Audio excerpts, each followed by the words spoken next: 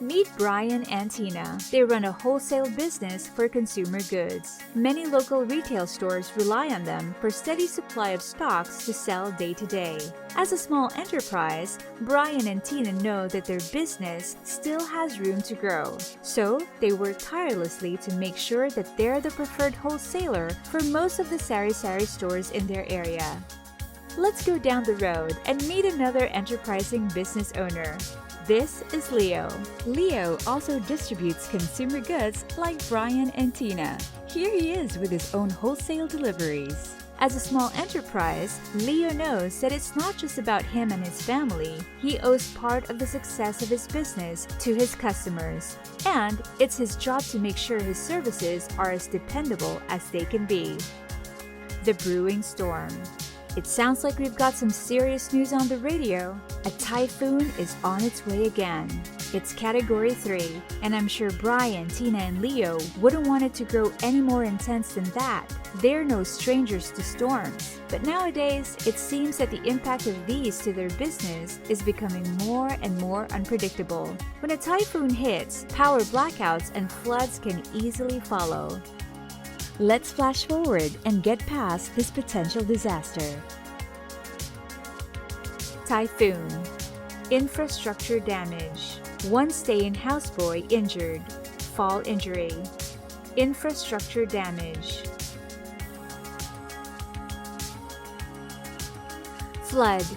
Damage to stocks. Wet and dry stocks. Electric equipment. Electric equipment evacuated ahead of time. Minimal damage.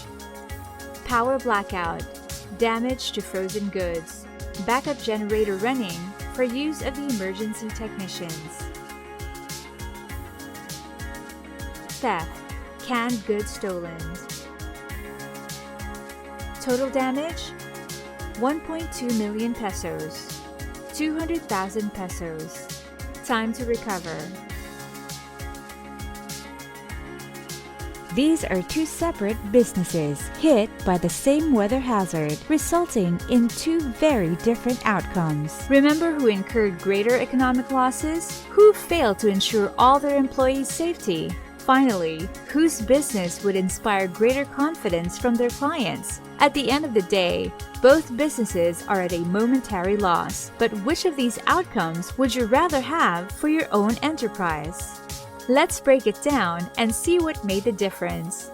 As you may have guessed, it's all in the planning. A business continuity plan enables your business to continue functioning properly after a disruptive incident. It does this by having you think through and document decisions around risks, resources, and actions before, during, and after a time of disruption. It answers 5 questions. Hazards. What hazards should I prepare for? Weaknesses. What parts of my business are vulnerable? Resource security. What should I do to protect my resources before, during, and after a disaster? Financials. How do I make sure I have enough financing to recover? Tracking. How do I make sure that all my plans are in place?